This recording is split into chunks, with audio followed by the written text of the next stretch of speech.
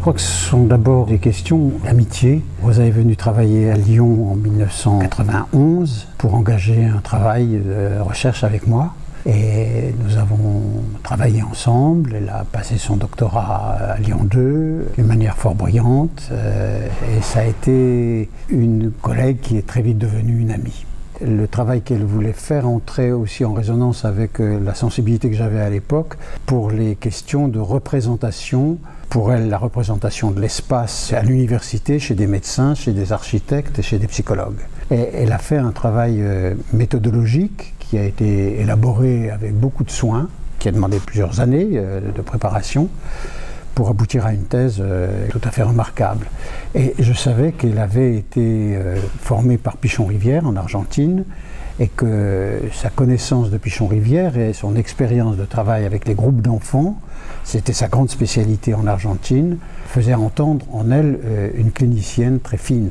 Donc j'ai suivi l'ensemble de sa formation, de sa carrière, de sa prise de responsabilité, de création de son association Absilien, et puis la place qu'elle a prise à l'association internationale.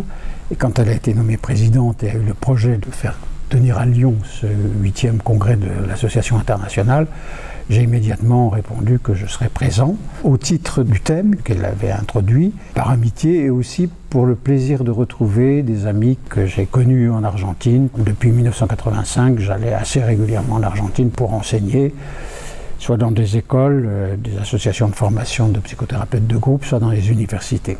Et c'est dans ce cadre que j'ai rencontré Roberto Losso, Janine Puget et encore d'autres, Isidro Bernstein. Je nomme aussi Marcos Bernard, qui a été quelqu'un de tout à fait important pour moi.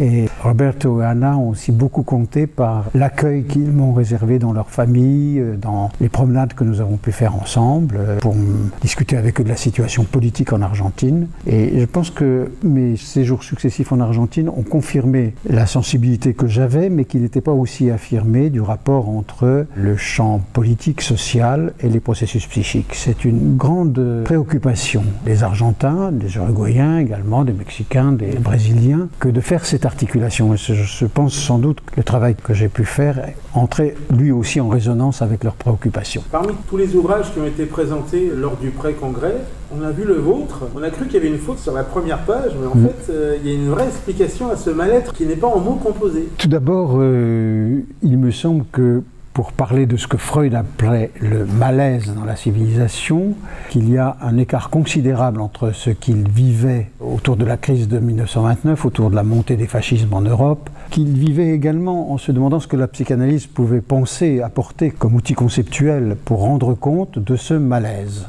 Il était donc dans une période dont les prémices ont donné ce qu'il n'a pas connu directement, sauf un peu avant le début de la guerre de 1939, en immigrant à Londres, et les grandes catastrophes de cette partie du siècle dernier qui commence avec la guerre de 39-40, la Deuxième Guerre mondiale, mais qui se prolonge également par toute une série de mouvements dictatoriaux, d'effondrement des sociétés. Après l'effondrement des sociétés de consommation, le mouvement mondial, enfin de 68, il n'a pas connu la bombe atomique, il n'a pas connu les grands génocides qui se sont produits à partir de cette époque et jusqu'à la fin du siècle et au début de celui-ci. Et ça a donc transformé les conditions de vie, les conditions d'organisation de la vie psychique, c'est ce que je soutenais dans la ligne de Freud. Ça a engendré des souffrances psychiques d'origine sociale, pour reprendre le terme de Freud, et c'est la nécessité de faire une révision de la position de Freud, tout en travaillant avec ce qu'il avait apporté. Mais surtout, pour cette analyse, nous étions dotés d'outils dont Freud ne disposait pas, c'est-à-dire tout ce qui concerne les dispositifs de travail psychanalytique multisubjectifs, c'est-à-dire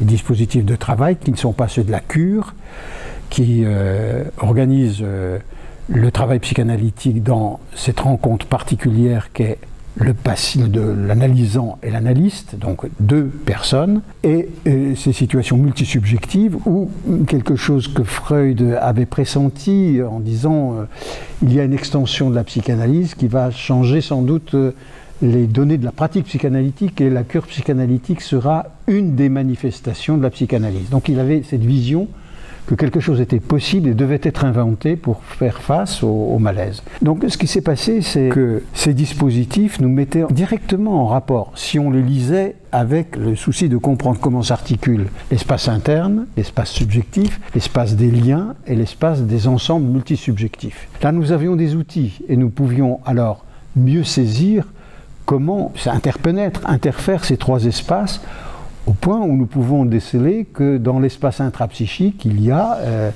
des formations psychiques qui appartiennent à l'ensemble, et pas seulement à l'individu, mais qui sont propres à l'ensemble, qui le constituent. Ça, c'était nouveau quand même comme démarche, et donc c'est à partir de cette problématique, en découvrant ces trois espaces, que j'ai essayé de montrer comment dans chaque espace, il y a des formations psychiques inconscientes, spécifiques, qui font que leur écart, mais aussi les passerelles entre ces espaces, permettent de comprendre la dynamique conjointe de mouvements thérapeutiques chez le sujet, dans ses liens et dans les groupes. Alors, tout ceci est évidemment inclus à un autre niveau, qui est celui des institutions, de la société, des cultures, etc. Mais là, nous ne pouvons que spéculer.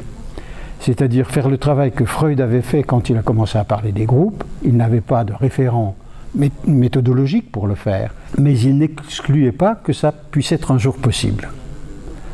Et c'est ça que j'ai essayé de faire. Et encore une fois, je dois ici à la stimulation de la pensée sud-américaine, dans tous les pays que j'ai visités, dans lesquels j'ai travaillé, pour travailler non seulement théoriquement, mais aussi cliniquement, pour essayer de comprendre les effets de la dictature, les effets des disparus, la reviviscence chez les personnes qui avaient vécu la Shoah et qui étaient retournées en Argentine comme survivants, ce qu'aujourd'hui ils avaient à revivre dans le contexte politique de la dictature. J'ai travaillé donc ainsi en Argentine et en Uruguay. Lorsque nous avons demandé à Janine Puget quel est le message qu'elle pourra adresser aux jeunes qui souhaitent se lancer dans ce secteur d'activité, elle nous a tout de suite répondu « Je vous répondrai le contraire, monsieur. Nous avons, nous, anciens, à apprendre des jeunes. » Donc en fait, l'idée, c'est que chacun doit faire un pas vers l'autre. Est-ce que c'est votre conception, votre vision de cette transmission aussi ? Je peux l'adopter dans la mesure où la transmission n'est pas linéaire. Et comme on a tendance à la penser, ça va du haut vers le bas, de la génération antérieure vers la génération plus jeune.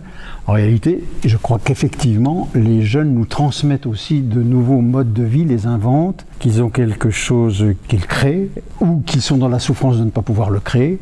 Et ça nous intéresse de l'élaborer avec eux. Mais je pense aussi que ce qui, et là nous avons peut-être une vision différente, c'est peut-être remarqué dans la conférence qu'elle a faite, je ne pense pas qu'on puisse seulement vivre dans l'ici-maintenant de la relation présente. Je pense que nous vivons dans cette relation, dans une empreinte du passé qui se modifie par la nouvelle rencontre. C'est-à-dire que, par exemple, dans un lien de couple, les alliances inconscientes, ce qui fait que deux personnes font lien avec des éléments inconscients, ce sont des choses qui à la fois appartiennent à leur histoire, qui se remet en mouvement, mais qui a une singularité du fait de la rencontre avec un autre qui ne sont ni ses parents, ni ses frères, ni ses sœurs, etc.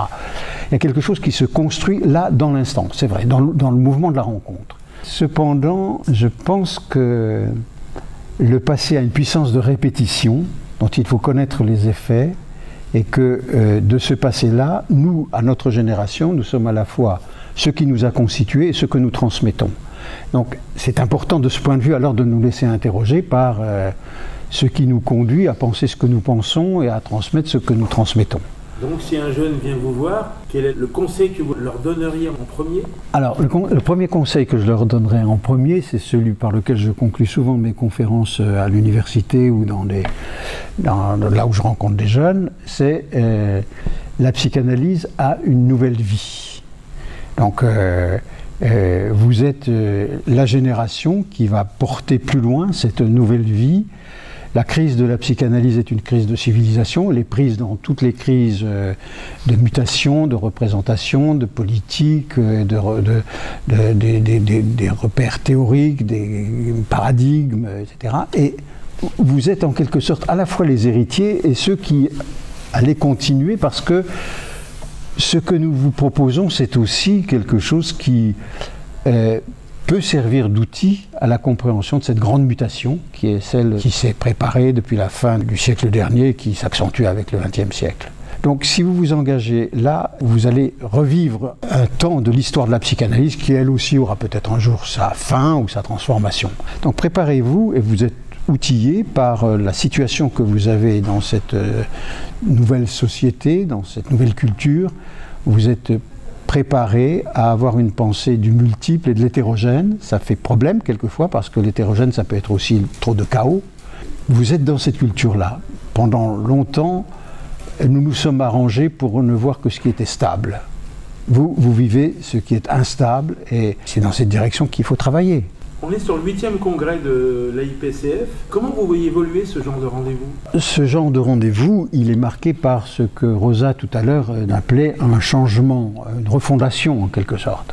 C'est-à-dire que l'accent qu'elle et son comité ont mis dès la présentation d'hier, de présenter des ouvrages qui représentent différentes tendances, différentes versions de la problématique du soin psychique orienté par la pensée psychanalytique en construction, cette perspective-là déjà nous introduit dans du multiple et dans de l'hétérogène. Au risque du malentendu, au risque de l'incompréhension, mais c'est un risque qui est au moins actualisé, sur lequel il peut être tenu une pensée, un discours. C'est ça l'avenir. C'est les sources diverses de la pensée, non seulement dans le mouvement psychanalytique qui organise donc le travail avec les couples, les familles et les groupes, mais aussi dans le rapport avec d'autres disciplines. Il y a manifestement des personnes qui ont écrit les livres qui ont été présentés, qui ont des formations qui ne sont pas des médecins, qui ne sont pas des psychologues, mais qui sont des travailleurs sociaux, par exemple, qui apportent une autre expérience que celle des psychologues, qui sont dans une proximité où la question de comprendre, d'agir et de mettre en œuvre des structures sociales ou de les créer est une nécessité pour transformer, prendre en compte le niveau méta dont je parlais ce matin dans la conférence. Si vous voulez, d'une certaine manière, je critique aussi la formation que j'ai proposée aux étudiants. Avec d'autres, c'était comme ça toute l'université il y a quelques années. C'était une université qui s'adressait aux psychologues en tant que futurs psychanalystes potentiels. C'est-à-dire que pour devenir psychanalyste, c'est Pontalis, un psychanalyste français qui disait cela, il faut avoir renoncé à quelque chose d'antérieur pour pouvoir découvrir la psychanalyse comme une démarche différente. Cette formation différentielle, elle peut être rationalisée en se fondant sur l'interdisciplinarité. Par exemple, aujourd'hui, un historien nous aurait parlé de ce qui a été évoqué par le vice-recteur et ce que j'ai évoqué au début de ma conférence. C'eût été très bien qu'il y ait ce discours-là, ou le discours du philosophe, avec la recherche simultanée des différentes versions d'un noyau constitutif de l'approche psychanalytique. Et c'est en ce sens que nous devons simultanément travailler à un nouveau paradigme concernant l'inconscient, le sujet de l'inconscient et bien sûr la façon dont l'inconscient est distribué, non pas seulement dans un seul espace psychique, mais dans plusieurs espaces psychiques. Ça implique une révolution dans la conception de la métapsychologie classique issue de la cure, qui ne peut pas être appliquée telle qu'elle à des situations qui nous enseignent autre chose, qui nous révèlent d'autres formations de l'inconscient, comme par exemple les alliances inconscientes. C'est là qu'on le découvre. Je vais vous demander de vous prêter un exercice un petit peu particulier. Je vais vous donner 3 noms de personnes qu'on a plus ou moins citées déjà dans cet entretien. Il faut que vous mettiez en face un adjectif qui les caractérise. Roberto Losso. Attention, il est peut-être pas loin. Oui, accueil. Janine Puget.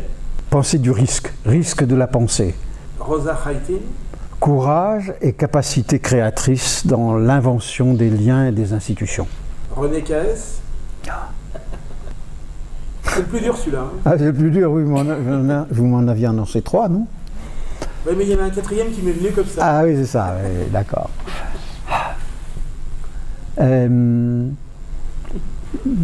Peut-être que c'est monsieur Roberto Losso qui va le dire. Ah, peut-être bien. Monsieur Roberto Losso, un mot qui pourrait décrire René Caes, ça serait? Un mot. Créativité exceptionnelle. Unique. Vous êtes tous les deux pareils. On vous dit un mot, mais vous en sortez 2 ou 3. Mais bon, je remercie Roberto parce que je pense aussi cela de moi, mais je ne pouvais pas le dire comme ça. C'est beaucoup mieux qu'il le dise parce que ça reconnaît ce que je pense de moi. En plus. Pour terminer, un message personnel à toute l'équipe de la IPCF. Mon admiration, mon respect pour leur propre capacité de respecter chacun dans une assemblée de congrès où trop souvent on est plus attentif à l'objectif du congrès et de l'institution qu'aux personnes qui la font vivre. Bien sûr, je pourrais terminer par un remerciement très fort à l'Association internationale, mais aussi à la façon dont Rosa a su constituer autour d'elle une équipe, à la fois pour gérer l'organisation administrative, mais aussi, surtout, la pensée scientifique de ce congrès. Ça, c'est une reconnaissance qui me va droit au cœur, parce que c'est plutôt comme ça que je conçois les congrès, que plutôt une sorte de présentation dans laquelle les personnes sont là à titre de vedette, et les 135 communications qui ont été récoltées témoignent dans leur diversité de la vitalité suscitée par l'organisation de ce congrès.